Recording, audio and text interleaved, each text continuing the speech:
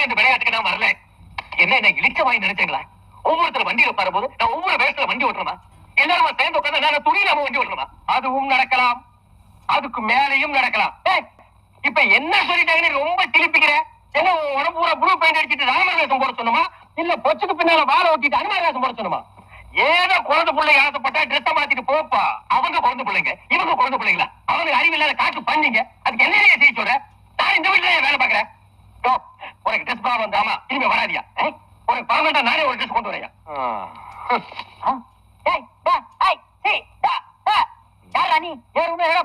Driver. டிரைவரா?